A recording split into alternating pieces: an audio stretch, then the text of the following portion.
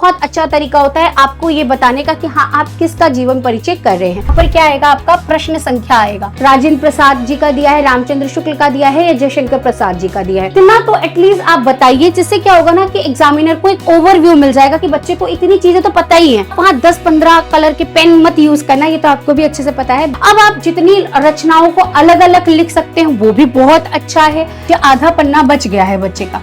अब सोचे कि यहीं से हम दूसरा शुरू कर दे, नहीं, बिल्कुल गलत तरीका होगा। हेलो बच्चा पार्टी, कैसे हैं आप सभी लोग? आशा करती हूँ आप सभी लोग अपनी अच्छी तैयारी कर रहे होंगे।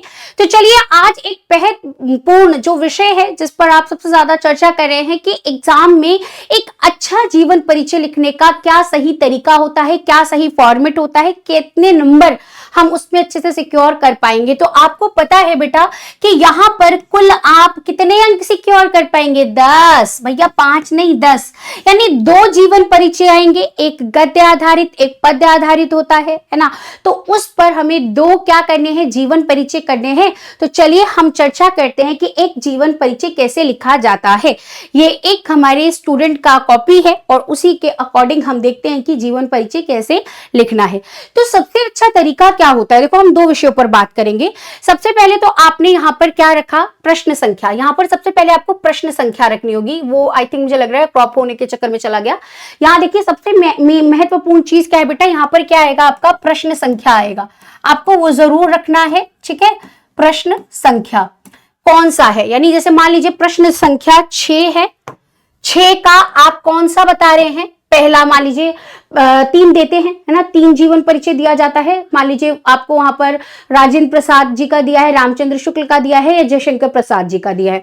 मान लीजिए ये पहले नंबर पर आए हुए हैं, तो आपने 6 का पहला क्वेश्चन इस तरह से रखना है, ठीक है। ये बहुत अच्छा तरीका होता है आपको ये बताने का कि हाँ आप किसका जीवन परिचय कर रहे हैं। सबसे पहले आपने ये बता दिया, इसके बाद आपका आ जाता है क्या कि आप उसको अगली लाइन में फिर लिखेंगे आचार्य रामचंद्र शुक्ल, ठीक है। यहां पर आप क्या डाल देंगे, टाइटल डाल देंगे जिसका आप जीवन परिचय करें। अब ये सबसे ज्यादा अच्छा फॉर्मेट माना जाता है। इससे होता क्या है कि हमारा जो पेज है वो भी सुरक्षित, मतलब एक पेज में पूरा आ जाता है। बहुत सारे बच्चों का जीवन परिचय एक ही पेज में आ जाता है।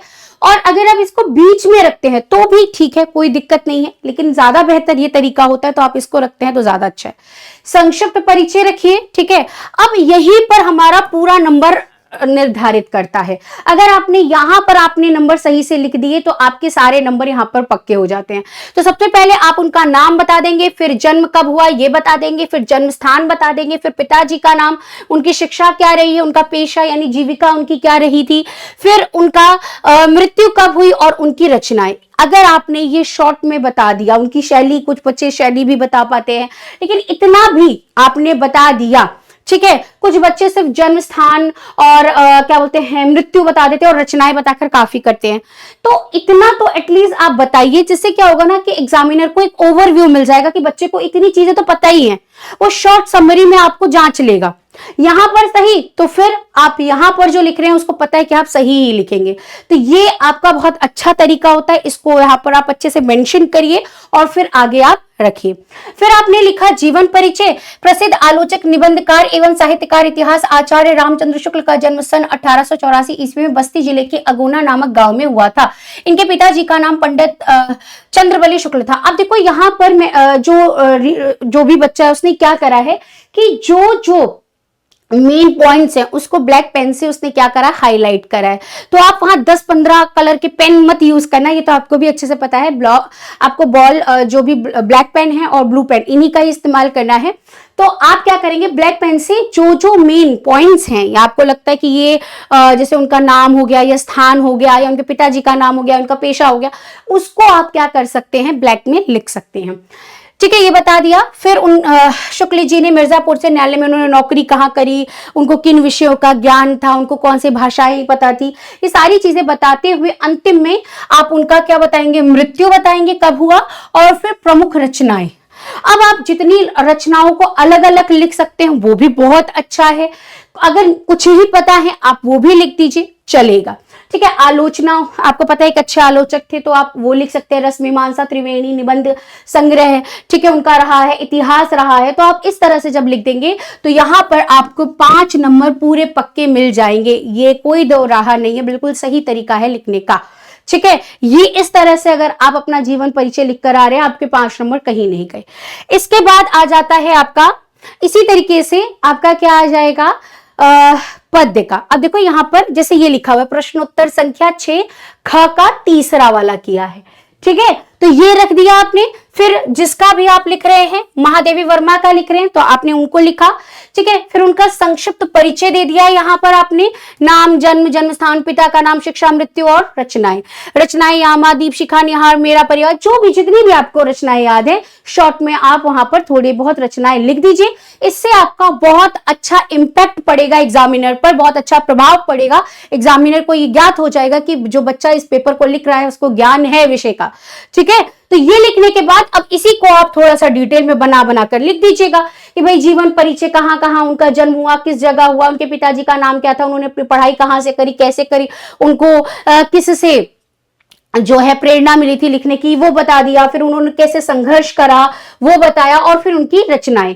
अब देखो यहां पर मैंने पिछली वाली में अलग अलग करके आपको बताया, यहां मैंने इकट्ठे लिख कर दे दिया। दोनों तरीका सही है। आप चाहते तो कविता संग्रह, फिर उनका साक्षात्कार, या फिर उनका निबंध संग्रह, जो भी इस तरह से आप रख सकते थे। ठीक है, लेकिन ऐसे भी रखते हैं तो भी ठीक है, गलत नहीं है। तो यहां इस तरह से लिखा तो 5 नंबर आपके पूरे पक्के हो गए। अब एक चीज का आपको विशेष ध्यान रखना है बेटा, कि मान लीजिए जैसे किसी का जीवन परिचय खत्म हुआ, ठीक है, जैसे मान लीजिए ये जीवन परिचय लिखा था आचार्य रामचंद्र शुक्ल का, और इसके बाद मान लीजिए आधा पन्ना बच गया है बच्चे का। अब सोचे कि यहीं से हम दूसरा शुरू कर दे, नहीं, बिल्कुल गलत तरीका होगा। आप अगला नया पेज इस्तेमाल कीजिए, वो अच्छा लगता है, प्रेजेंट अच्छा होता है, देखने में अच्छा लगता है। आप अन्य पेजों का इस्तेमाल करिएगा, चाहे वो आपका पत्र हो, पत्र एक ही पेज में आपका आना चाहिए। ठीक है, आप चाहे निबंध लिख रहे हैं वो अन्य पन्ने से स्टार्ट करिए, एक फ्रेश पेज से स्टार्ट करिए। उसी तरीके से जीवन परिचय भी एक ही में सबको घुसाने का प्रयास मत करिएगा, ये पेपर को अच्छा नहीं दिखाता है, प्रेजेंट अच्छा नहीं करता है।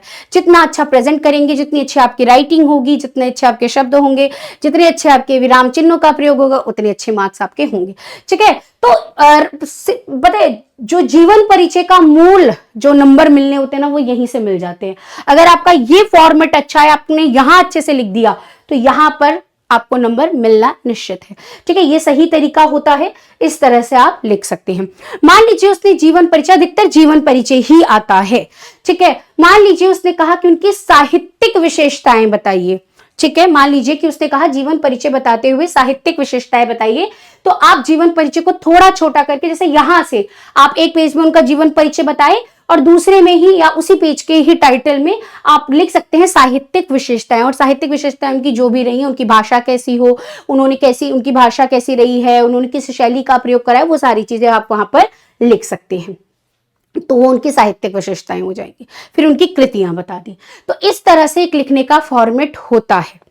ठीक है बेटा, तो आप अगर इस तरह से लिखते हैं तो आपके 10 नंबर पूरे हो जाएंगे और आप अगले पड़ाव के लिए तैयार हो जाएंगे। ठीक है, तो इस तरह से आप अपना जीवन परिचय लिखने का प्रयास करिए और तैयार कीजिए। धन्यवाद।